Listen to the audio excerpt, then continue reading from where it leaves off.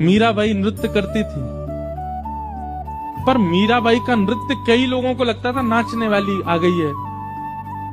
कई लोग इस बात से नाराज भी रहते थे, ये नाचती हैं जहां जाए, जहां पहुंच जाए वहीं नाचती, पर जहां जाए वहीं नाचती नहीं थी मीराबाई।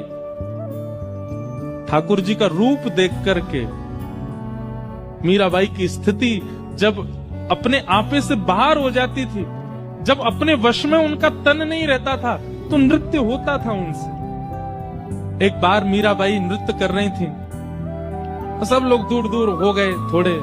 कुछ लोगों को तो प्रेम समझ में आता था मीराबाई का, पर कुछ लोगों को नहीं आता था, दूर दूर हो गए।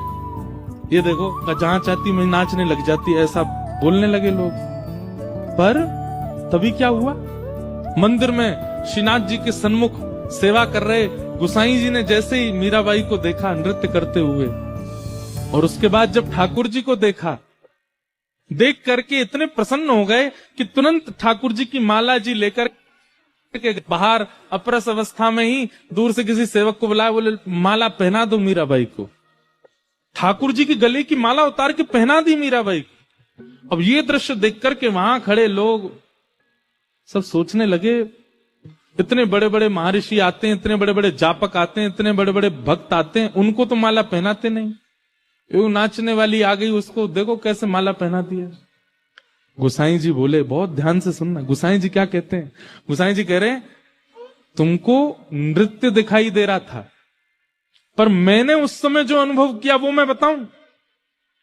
बोले मीरा जब नृत्य कर रही थी ना ठाकुर जी के आगे, उस समय मैंने मीरा को देखा, और मीरा को देखने के बाद जब मैंने ठाकुर जी को देखा, तो प्रसन्न मुद्रा में ठाकुर जी के दांत दिखाई दे रहे थे, इतने प्रसन्न हो रहे थे, ठाकुर जी के गाल ऐसे गोल गोल हो गए थे, नेत्र जो सदा नीचे रहते हैं वो ऊपर की ओर मीरा को देखने लगे थे, ठाकुर जी की भुजाएं सीधी सी हो गई थी। एक क्षण के लिए ठाकुर जी इतने आनंद में आ गए थे।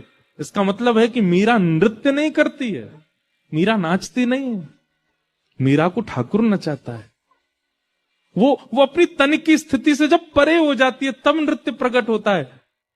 और भैया दुनिया का नृत्य तो जनों को प्रसन्न करता होगा, पर जिसका नृत्य ठाकुर को प्रसन्न करे उसको तो ठाकुर जी की माला क्या, ठाकुर जी को ही प्रदान कर देना चाहिए।